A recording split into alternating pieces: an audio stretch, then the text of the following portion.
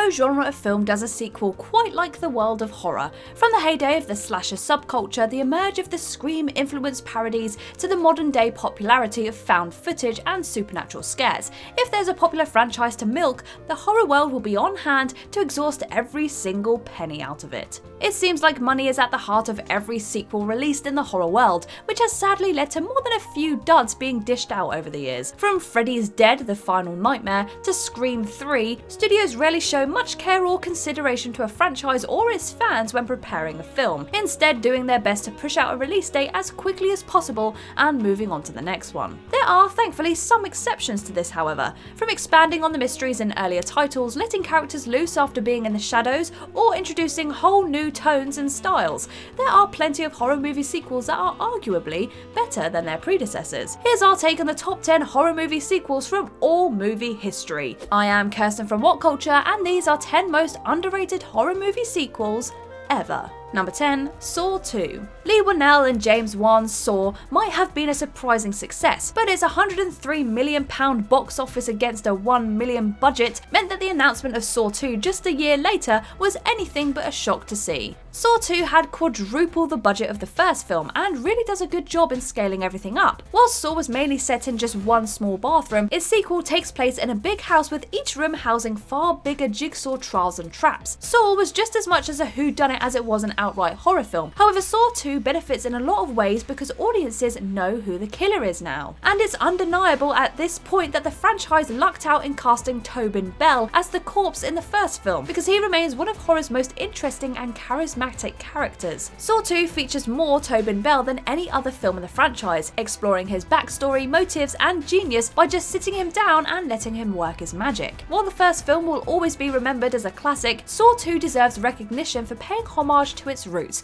while simultaneously making everything feel bigger and more box office. Number 9, Creep 2. In a world where found footage films are some of the most inventive and frustrating in horror, Patrick Brice and Mark Duplass's Creep series truly is a breath of fresh air. The first film introduces audiences to Duplass's character Joseph, a strange man who kicks off each film by putting out advertisements on Craigslist asking for a cameraman to document his day-to-day life. Duplass's performance is undoubtedly the highlight of Creep, creating a character that is, as the name might suggest, seriously creepy. The first Creep film was released in 2014 and was praised for its acting and tension, with Brice quickly announcing a sequel being in the works. Creep 2 was released in 2017 and recaptures the suspense of the original with its found footage approach, whilst throwing in an extra layer of creepiness with a far more in-stride version of Joseph. The mystery around Joseph's instability and motivations are gone by Creep 2, allowing for the film to go full pelt with his craziness from the off. Desiree Akhavan comes in as final girl Sarah and is also a great character, fully confident and capable of both standing up for herself and unlocking this killer's psyche. Number 8, Unfriended Dark Web.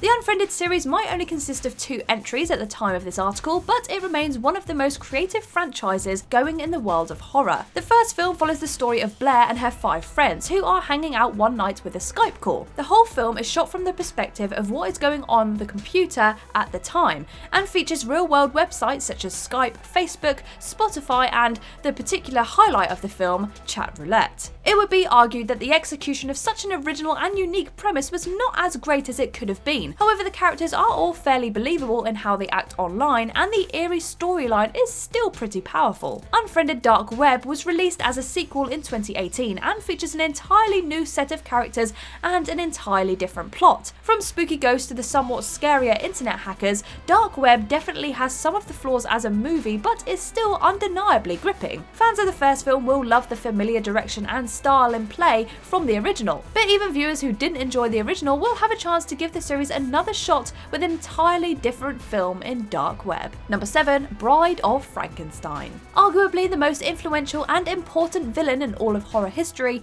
Frankenstein didn't technically make his debut with Universal Studios' 1931 film. However, it was undoubtedly the most widespread and impactful release release to feature the giant undead monster. Everything from the "It's alive" line to the hunchback henchman to the gothic black and white art style has become iconic, and the influence can be seen in certain films in all genres to this day. And whilst its follow-up sequel, Bride of Frankenstein, received similar levels of praise following its release in 1935, it arguably hasn't found itself with the same levels of impact as its predecessor. The film takes place immediately after the original and is rooted around Dr. Frankenstein and his mentor Dr. Pretorius' quest to once again create life from death and give the monster from the first film a companion. The film once again features impressive gothic art styles and wacky science fiction, and probably includes a more tragic, thought-provoking art for the monster to go through. With terror, wonder, and tragedy all swinging about in every scene, Bride of Frankenstein, much like the monster, deserves more love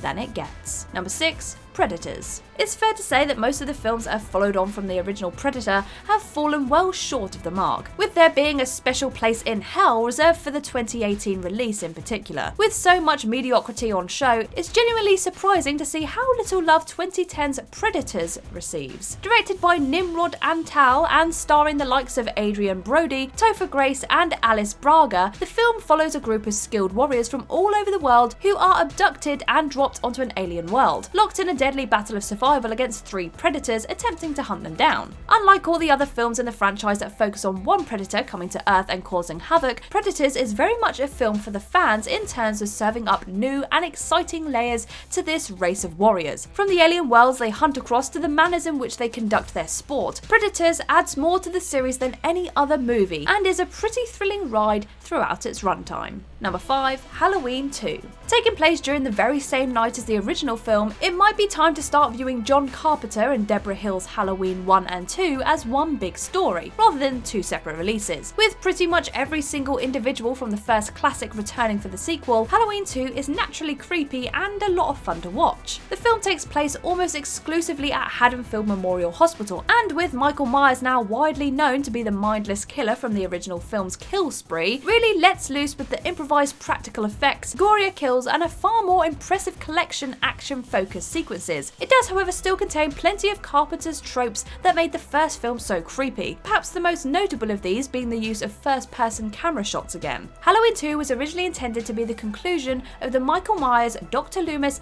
and Laurie Strode storylines. It introduced the idea of Michael being Laurie's brother, something presented in every Myers movie excluding the 2018 release, and rounds off the original arc of the classic trio in a pretty conclusive way. For those who aren't fans of long slasher franchises, Halloween 1 and 2 are both nicely made and well worth their place as horror classics. Number 4. Child's Play 2. The original Child's Play, released back in 1988, turned itself from a cult classic into one of the biggest blockbuster franchise in the worlds of horror. Despite the silly sounding premise of a killer doll coming to life, the original film quickly established itself as one of the most terrifying films of the decade. With its impressive animatronics and fresh take on a genre that had been increasingly dominated by cheap, sleazy slashers. With Child's Play making over $44 million at the box office in 1988, a follow-up film was always going to be on the cards. Child's Play 2 was released exactly 2 years later in 1990 and is in many ways a far better film than its predecessor. Alex Vincent returns as Andy Barclay, but the action has moved from a small apartment in the city to a much larger foster home. The tone and feel of Child's Play 2 feels much more consistent, introducing more comedic one-liners from Chucky and more elaborate and outlandish methods in which he kills his victims. Child's Play 2 also doesn't feature any of the irritating whodunit aspects of the first film, being able to let loose its killer doll right from the opening scene.